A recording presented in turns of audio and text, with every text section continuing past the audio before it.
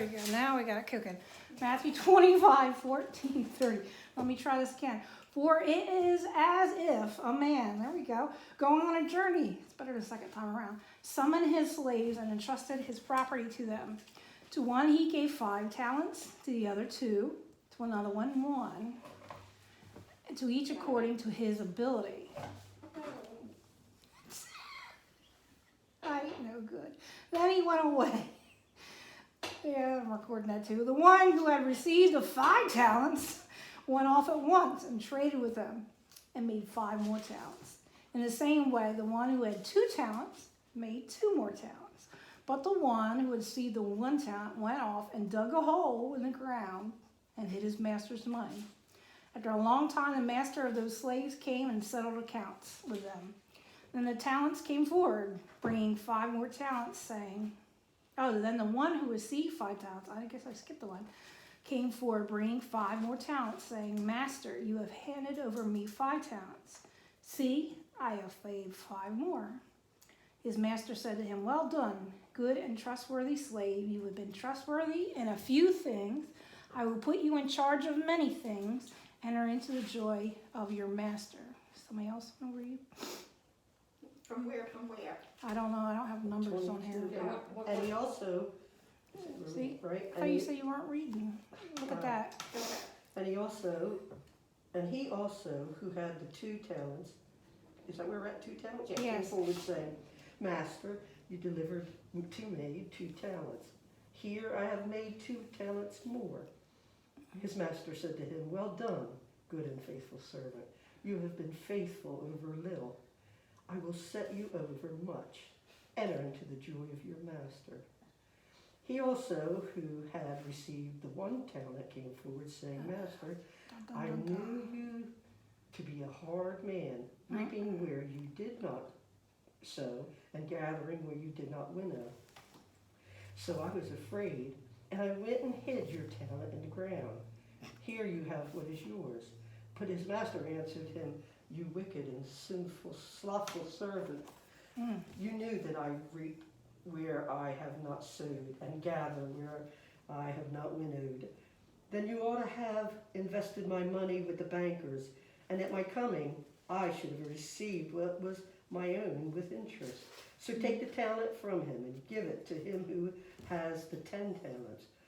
For to everyone who has will more be given, and he will be abundant. But from him who has not, even what he has will be taken away. And cast the worthless servant into the other darkness. There men will weep and gnash their teeth. Okay.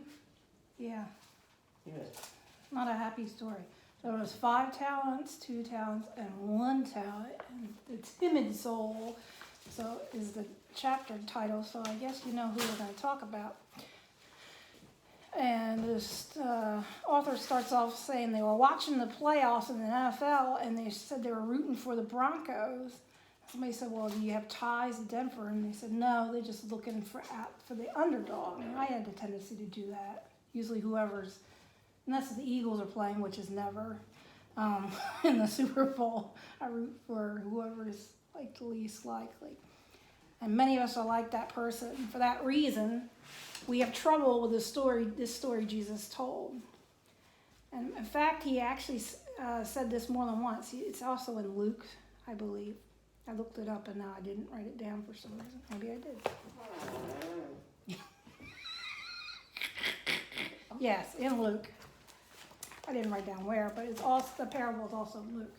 So apparently he thought it was an important story to tell. Matthew records a story of a man of some substance was leaving for a journey. He reasoned that his interests would be best served if he actually put some of his resources to control some people. And then he gave 5 talents, let's say 5,000, another 2, and a third 1. And when he came back, he wanted an accounting of it. So he went to the first guy, and of course he reported that he had doubled his investment. He had 10 talents. The man with 2 had same way been successful and also had 4 talents. But then, and they praised him, he praised them. Then they got to this last guy, the underdog. He wasn't brilliant, compared to the other people, and he lacked self-confidence. So I identify with this guy too. When he went out with his master's money, all I can think of was this person was a hard man who would be, he was frightened him. So suppose he invested it and it failed. Suppose he put it in the bank and the bank collapsed. Well, that's a little bit drastic. Maybe back then it wasn't. Suppose when the boss returned, he could only give him $875 for the 1,000 which he had been trusted. So he was a timid man, they said. The kind of man, I like to say, as some would say, wore a belt and suspenders. I don't wear a belt or suspenders. That should tell you something. He did well enough under people's direction, but he was terrified at making decisions for himself. And then it says, you note how the employer treated him and said, "You wicked, lazy servant. You know I'm a tough operator, and then why ain't you act?" And he said it's nothing quaint about the story. Like we said, it's kind of a harsh story. It's not amusing. Has no humor to relieve us, only tragedy. And Jesus is just telling us what life is like. In his parable, his teacher is a no-nonsense person that talks about not on the basis of how we wish things were, but how things really are. And Jesus is saying what we don't use, we lose.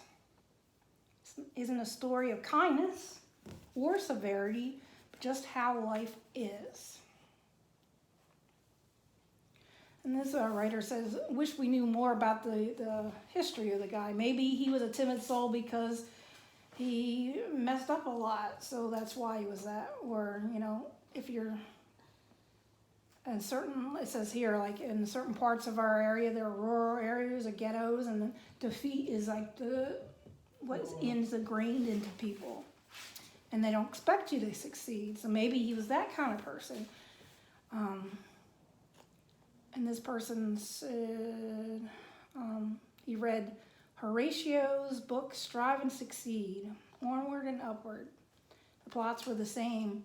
And it was, he said, I could have read this thing 16 hours a day and it wouldn't transform me into the Major League Baseball player I wanted to be. I read that story of the timid soul and I feel sorry for him. I identify him too. Even though I feel sorry, he is the villain. Not because he only had one talent, but because he wouldn't use what he had. Jesus is telling us that although life may be tough, may seem unfair, God is still fair. We don't all have the same number or quality of talents. We all have different talents. But we'll be judged by what we do with what we have. And this is one saying that really struck me in here. Is more tragic or more evil. Nothing is more valuable in life itself, and nothing is more tragic or more evil than to destroy life, whether ourselves or in one another.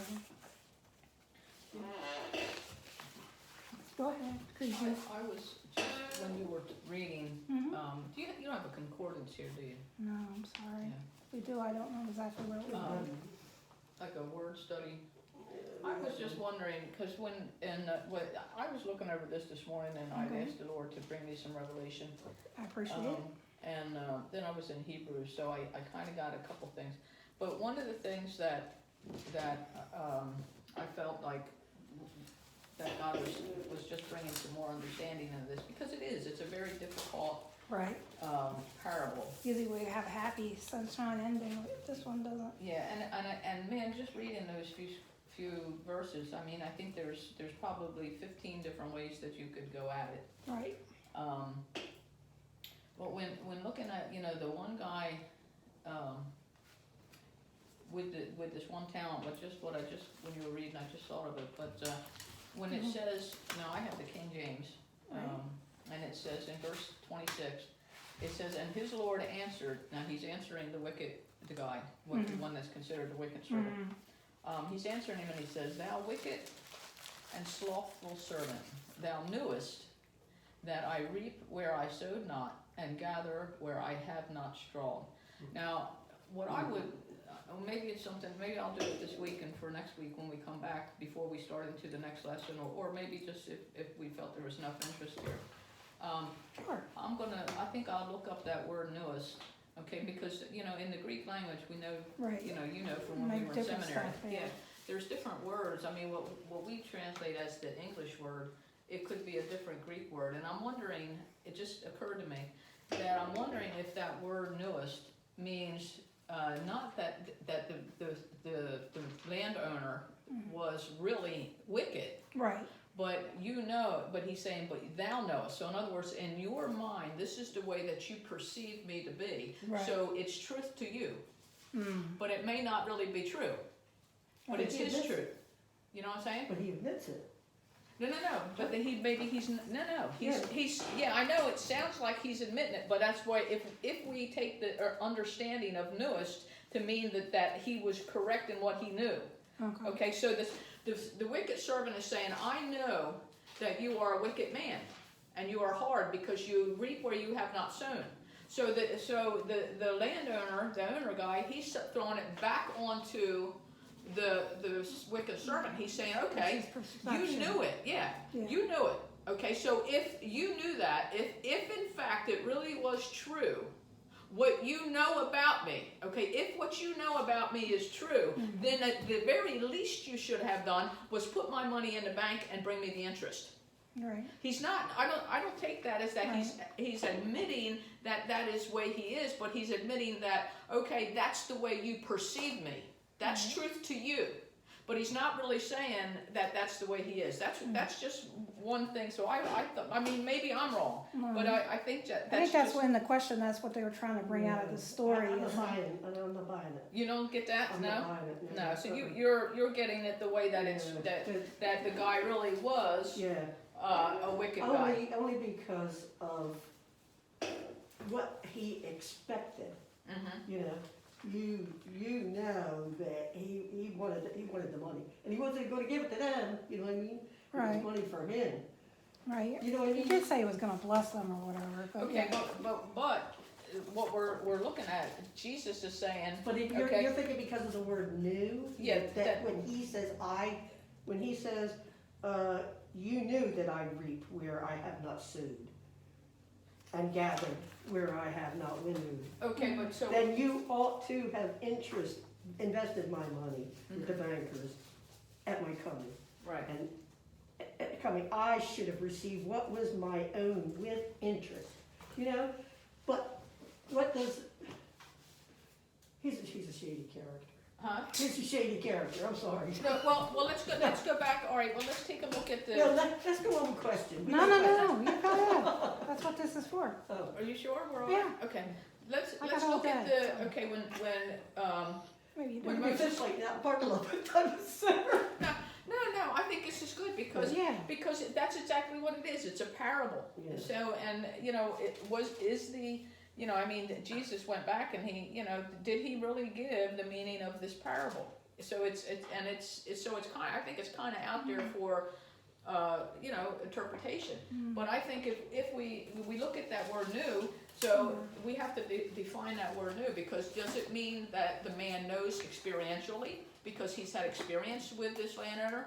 Does he know intuitively? Is this just something that God has revealed to him through a word of knowledge, or is this just knowing because he's listened to what other people are saying? All right, so let's look at the spies that they were sent to spy out the promised land. Okay, Right. so they sent 12 spies, right? One from each tribe. All of them saw the promised land. They all saw the huge fruit and stuff because they brought it back, right? Then they bring back a big bunch of grapes, were big, probably as softballs. I don't forget exactly the wording that they used to describe them and stuff. And they saw how luscious the ground was and everything. But when you look at the perception of Joshua and Caleb, they saw the giants too. They saw the giants and they saw the luscious fruit. But they saw, because experientially, they experienced God's goodness and had no doubt that if God told them to go spy out this promised land, that when they went in, even though there was going to be giants there and some rough going, that God was going to see them through. So they had experienced God maybe in a different way than the other 10 had.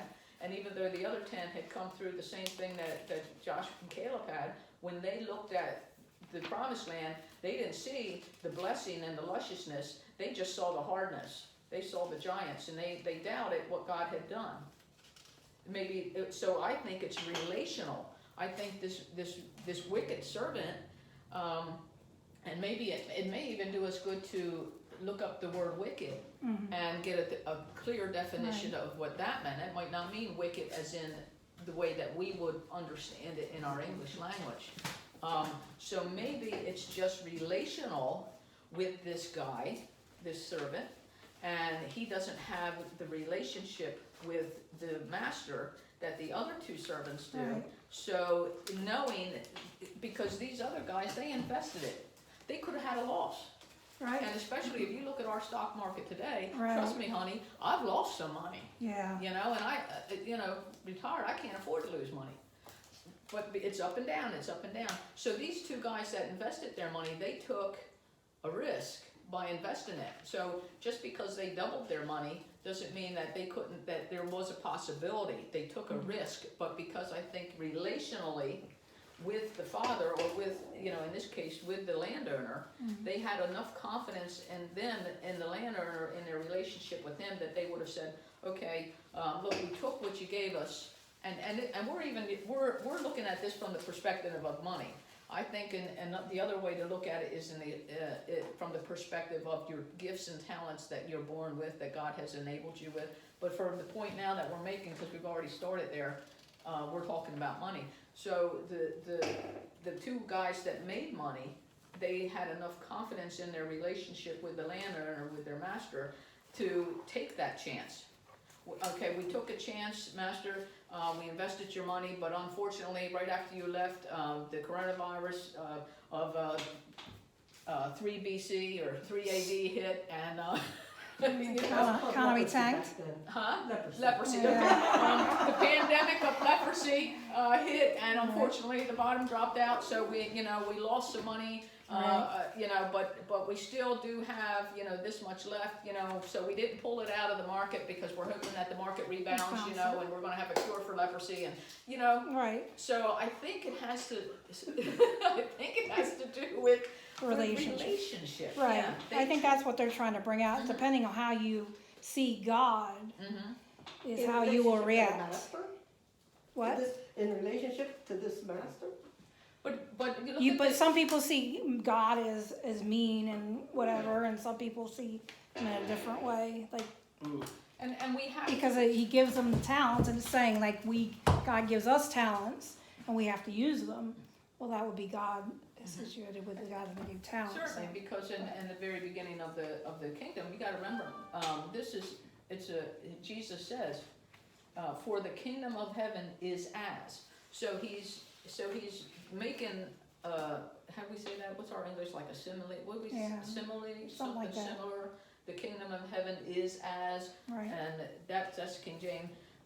The NRSV says the kingdom of heaven will be like this. Right. And then he goes into it. So, I think that's where, we definitely should draw our, between the father and the master, or something. I mean, Right.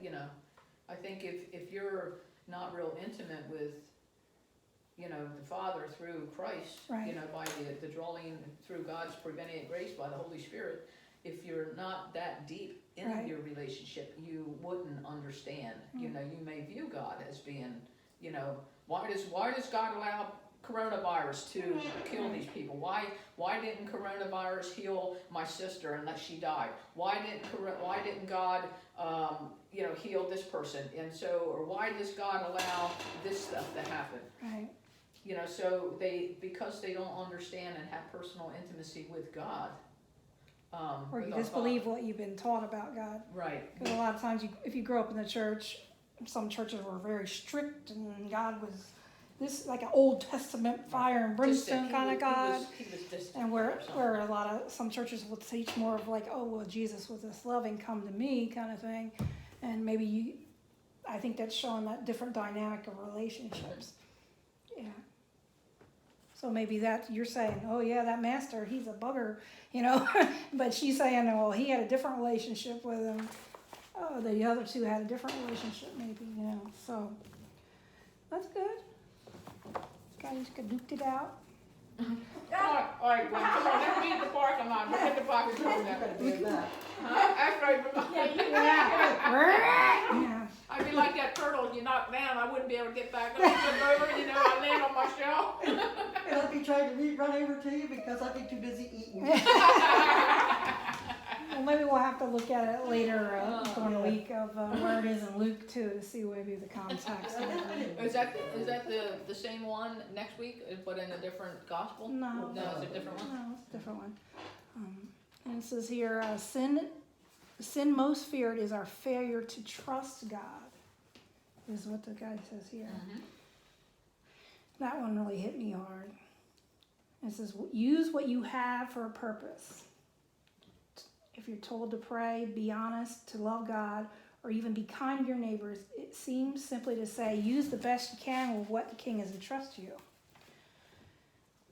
Yet, how can we claim to believe in heaven if we have so little regard for the potential of life here and now? We have a tendency to bury the gold. I know I do that. I get all excited about what God's stirring up in me, and then I let my doubts. Beat you back down. Yeah.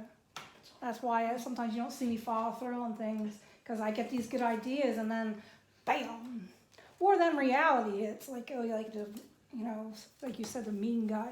Well, in reality hits, but more of it's more my self-doubt than anything. I don't know, that's my problem, but I'm sure any of us have our moments where we doubt ourselves and we what God's doubt going to do. ourselves every single day, just Yeah. like Terry said about the virus. Right, Gosh, I keep saying every day, when is God gonna end this? right, Or, you know, when you, Yeah, when you it seems see, madness. when you see a family that just seems to have Right. one thing after another, yeah, and you think, well, why? Why are they going through that? right, I mean, I think about the Luciana family Right, that yeah, lost their grandson, and the mom has Alzheimer's really bad, and then now their son is passed away, right? well, no, he hasn't passed away. Oh, there was one that His- passed away and there was His grand, one was an accident or something? the one that it's in the accident's son passed Okay. away, Ah, okay, and now the father was in a really bad accident. okay, You that's keep what it thinking, was. Why does that happen? Just So crap happens, we, unfortunately. you know, we doubt every day. Right. But you just, I need to speak it out loud and tell God, okay, God, every once in a while, you have one of these crappy days with after it, everything keeps, I'm like, come on, God, you got to work with me here. And just to get that out, because I know that the stuff is trying to creep in the back of my head, but just to acknowledge, you know, this is really hard, and you realize they always say, God doesn't give you more than you can handle. Well, I hate saying like that anyway, because that's not See, true. I don't. Because God will give you just, life happens, well, first of all, but you're not expected to do it on your own power. If you were, then, you know, I can't do anything on my own power. I'm a mess.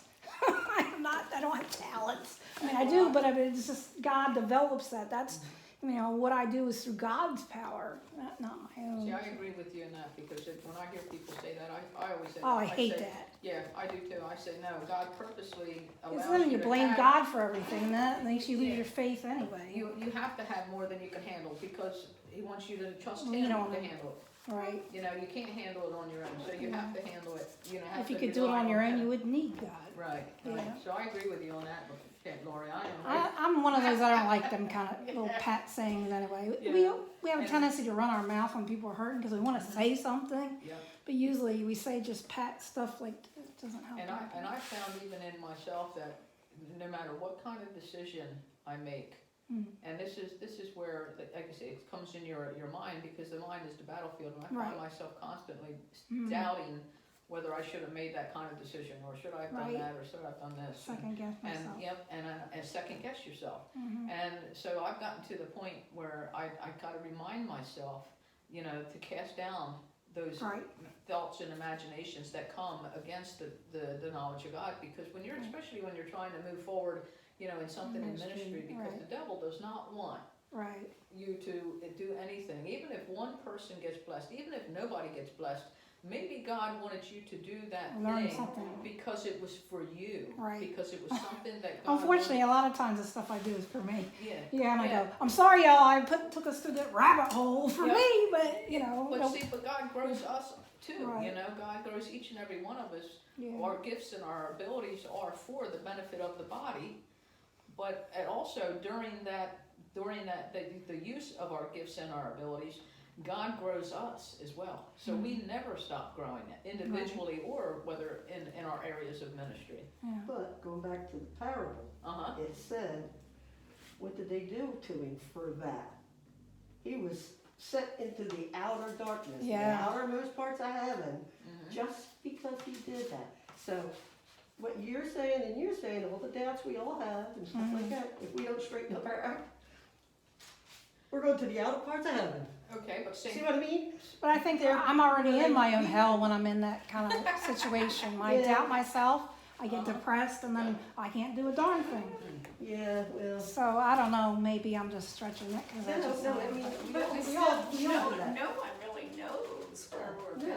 going. And there are people who handle things differently. There are Right. people that will just go out and bulldoze through, Right, right?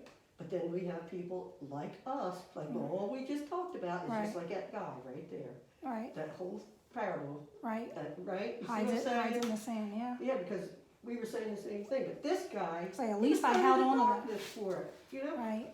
So that's why the So one guy does how- say, you know I what I feel mean? bad for that guy in the Yeah. story because, you know, he felt like he couldn't, He was gonna be afraid, just like safe. everybody else. he's going to stay safe Yeah.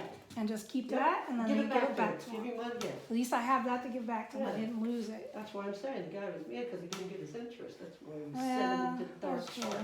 You know? But we need to be reminded that when God gives us something, God will give us the ways and the means to use it. All right, now let's look at here in Hebrews, okay? Okay? Hebrews chapter 6, this is where I'm gonna, Hebrews you know, 6, yeah. okay.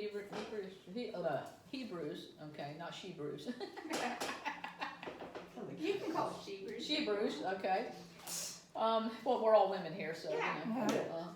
Yeah. For it is impossible for those who were once enlightened and have tasted of the heavenly gift, and who are made partakers of the Holy Ghost, and have tasted the good word of God and the powers of the world to come, if they should fall away, to renew them again unto repentance. Well, it makes you wonder if this guy, you know, he stood on the outside. He didn't go all the way in. Maybe he just stood on the outside and he saw. How many people do you know will come and they, you know, they'll listen to the Bible, they'll listen to you preach, they'll listen to the word. You can lay hands on them. You can pray over them for healing. You can pray for them for blessings. You can go anoint their house with oil when they move into it. You can do all kinds of things, but they will not make a commitment to become born again. Right. So they've tasted of it. They've seen how, you know, even, you know, you could have a big revival going on and people just falling out under the power of the Holy Spirit and becoming healed and everything. And somebody that's going to stand in the back will have witnessed all that Yeah. and still won't serve God. Right. So I'm wondering if, and maybe I'm way off base, but Right. in relationship to what is in Hebrews, What verse is that, by the way? it's 4 through 6. Okay. I just want to read that down. Hebrews I'll chapter read it 6, right now. verses 4 through 6. Okay. If it makes you wonder if that's not who this wicked guy was. Right. Because if he was truly born again, this is where my thought's going. If he was truly born again, he wouldn't have went to outer darkness.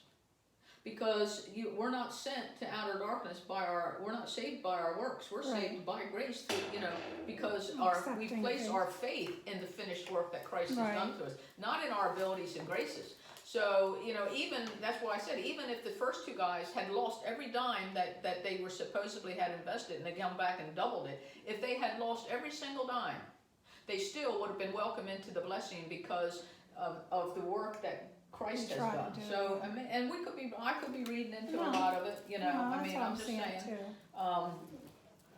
So, but even verse 12 of Hebrews chapter 6 is that you will not be slothful, but followers of them who have faith, who through faith and patience inherit the promises. Mm. So if the guy hadn't have been slothful, Right. he would have entered in you know, through the process. Well, maybe his heart was same already promises. wrong because he saw them God in the Mhm. wrong way and just said, okay, well, it's not going to work anyway. And his heart wasn't right, Mhm. you know, so his mind followed. He just gave back the talent. So, yeah. Oh, I think it's anybody's guess really, but, Right. you know, yeah.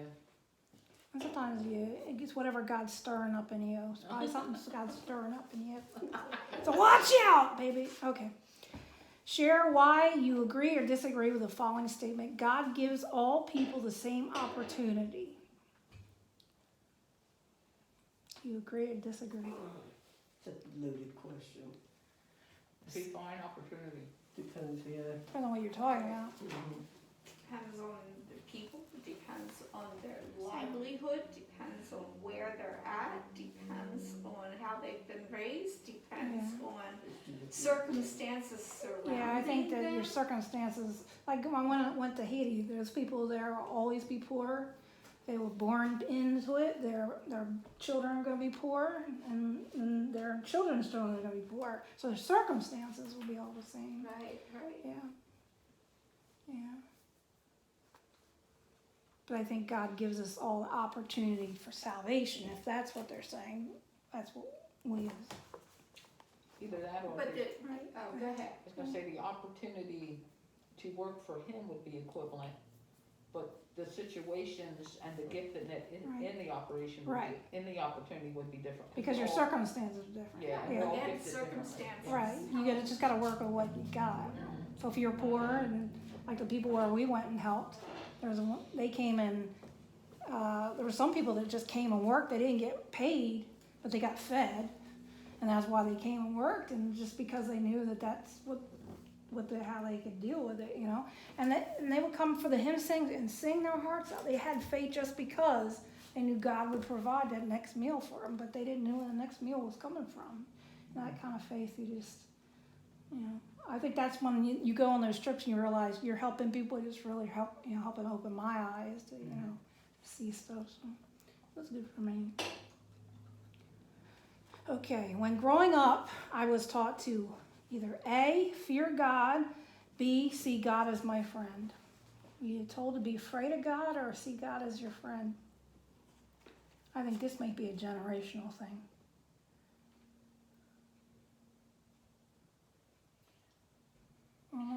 Probably neither one. Oh, no? I just remember mom and dad saying, you're going to go to church today. Okay. That's it. Okay. Yeah. Today's Sunday. Put your dress on, your shoes on. It's time to go to church and Sunday school. I think I can come from like an old school background, but then I was coming up in the thing where they were talking about, well, make Jesus your friend, your best friend, give your heart to Jesus kind of thing.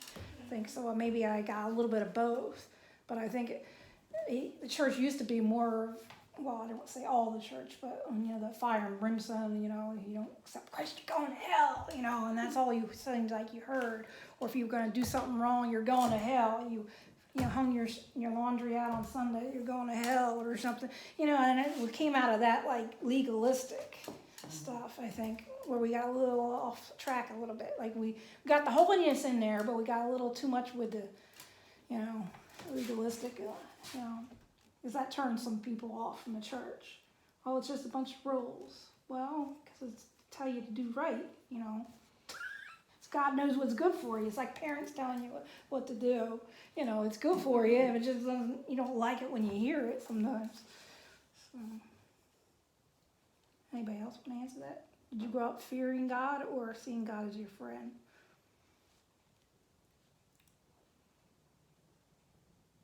I don't think I ever feared God. No, you were never afraid. On the other hand, I don't know. I feared the belt, but I didn't fear God. My parents didn't go to church. Okay. Well, the list goes on in kind of the same vein. In what ways are you timid or fearful of God? Or are you timid or fearful of God today?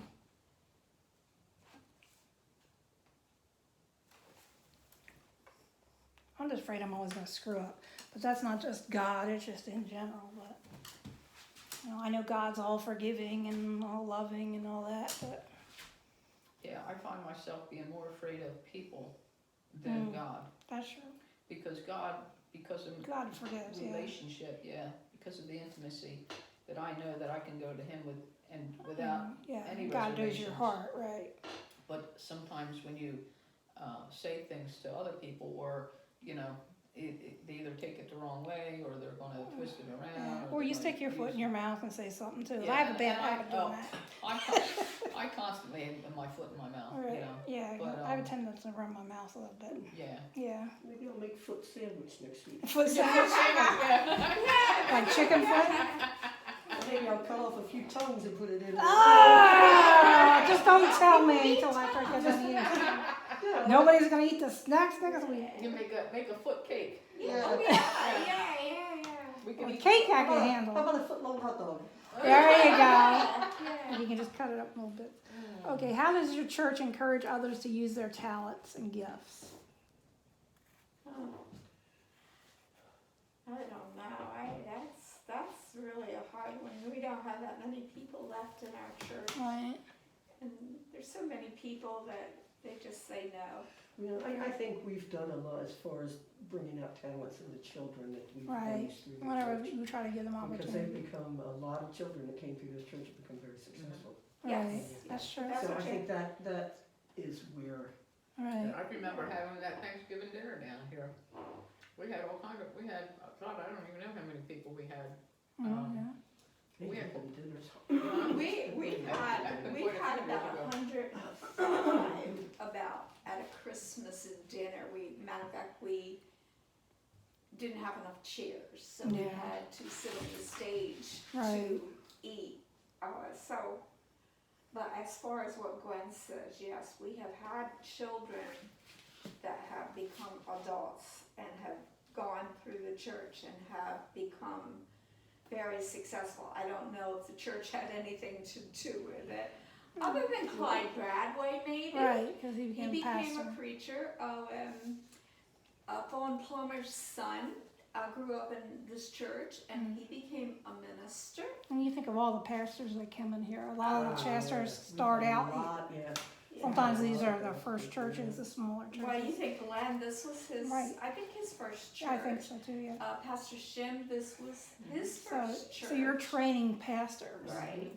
For Right, ministry. so Is this it- this was Yeah. your first This church? is your first I church. came into ministry out of this church. Right. Oh, okay. Yeah, which is So- why I Okay, couldn't so understand when why you- God didn't send us back here when we got back. Right, so, That's all right, that's you know, here when you now. look at that, you If are, you're, yeah, you in think that of, respect. Right. a lot of people that have somehow gone into some sort of ministry through this church. Right. But when everybody has an idea, don't tell me you have an idea, because I say, oh yeah, that's a good idea, go ahead and do it. Because I encourage people to use their gifts, and as long as it isn't heretical. I'm pretty crazy, so a lot of ideas I kind of go, oh yeah, we can do that. And I may try to make it happen, because I feel like we like to do different things every once in a while. I mean, we like what we like, but it's nice to have something different, and I encourage It's people like to do that. Julie said last week, Right. you know, it's nice to do something socially once in Right. a while, and I think a lot of people are missing that. Yeah, I have to You can't figure have out. Sunday school. Right, You gotta put the kids on the back floor to do something. Right. It just doesn't seem right. yeah. And, Is there any thing about when they're gonna lift some of these requirements? I know. Well, it's not exactly requirements anyway. It's more like when the bishop comes down and stuff, because he's very adamant on no one's going to get sick at a Methodist church in New Jersey, you know, and I understand that. Yeah, but you can't say where you're gonna get it. You can go Right, to but I Walmart guess and so. grocery shop. They recommended we not have any hymnals, so we don't have hymnals and bulletins. But there are churches that have hymnals and bulletins, and then just told us not to sing, and we still sing a little bit. But that's why we only sing a little bit, not a lot, because the more you sing, the more you spit, I guess, your But germs. you have your mask on anyway. Right, So. except for me, I don't have mine on, singing, but yeah. Now, what was they said that it only stays on the boxes or stuff like that for so many days, right? Right. But I think it's more in the air where you catch it. Yeah. There's a beginning, they were like, oh, it's on surfaces, so that's why I think we were so, whatever, about the hymnals and that stuff, because you touched that. And then if it stayed on there the whole week, you pick it up, somebody might pick it up and touch it. But, so we might come back with the hymnals, because Sign a person a hymnal. I thought that you can take, have a Put their certain name on it. one. Put a sticky thing and put their name on it Yeah. each week. And do like Gwen had last weekend, it was in Yeah. a plastic bag. Yeah, she Bring brought your her own. plastic bag, stick your hymnal in it and put your name on the outside of the bag. That's a good idea, them Right. freezer bags. Right. Yeah, Mark it with a marker. And just maybe have a couple out there, somebody coming in that, but I just think, here we have the holidays coming up and, Yeah. I was thinking the other night. like how are we gonna do Christmas How Eve? are we gonna do Christmas Eve? That's what Could I'm we have thinking. a drive-through and everybody get a candle? I just think it would be so sad not to have Yeah. We have to have something, candlelight But you service Right. Christmas Eve. right, so we definitely gotta Well, think. I don't know. It's But they wanna sad discourage us that- to singing, so that's, and the service I do is all singing, so I would have to change the service, Yeah. where and- I and preach then when you longer, think or about preach, all actually. the things, Yeah. Kind of put a as candle Julie said, the social things help Right. pull the church together Right. also and hold them together. right, We don't know, maybe no one would come to a hymn sing if But they had that's to what drive. Right. they said about the children too, that very thing that's hurting all the Yeah, we're children. losing the children, because I often think, well, in my own situation and with my particular family, I'm not sure they're gonna come back. right, I think we might have lost them, right, so, I don't know. right, Well, we'll keep that in prayer. Yeah, I God think we is- do have to keep that in prayer, and Right. you keep, I called 3 different families the other day for story time. You mm, know what, when I went back and checked, not one of them, I love that. The Oh. very first- I not watched one it. of them did the story time. I love that one of them, how do you know they didn't do it? because I asked them. Well, they can still look at it, that's the only good thing with it being online. They But can the still thing do of it is, you think, okay, let me see, what do we do next? How do we create the interest for the Right. kids? But you can't do that if the parents don't have the Right. interest, if they don't remember Right, to put the phone on, or if they don't remember Right. to have the kids, oh, come sit down, here's story time. right. I made Butch listen to it with me. Well, I have to be more animated next time. No, I thought it was Like this one cool. for you, Butchie. Yeah, yeah. Okay. Are you watching much? What person has been the most supportive to you and your dreams? Explain. Oh.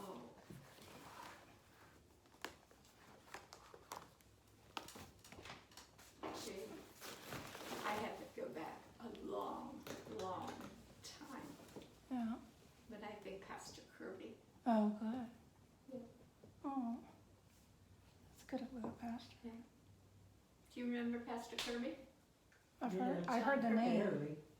The old guy? Now look, come on, Most of the pastors here were old. But I was old then. I know, but Of course, he don't have a just. bit He might have only been 30 and you were 15 years old, right? he was old Yeah, then. I mean, if you looked at him then, and he was 35 years old, Yeah. you probably thought of him as an old man. Right. Remember they had, Pastor and Mrs. Kirby both, they had the big dogs. No one would go in the parsonage because of the big dogs. That's a good thing to have. You Yeah. a minister. I forget Keeps the names people out of of the those house. dogs. What are those big, tall Rock dogs? swallowers. Oh. Yes, rock yes, swallowers. They had Rottweilers? yes. Really? Well, that'll keep people out of the parsonage. Keep the Yeah. trustees out.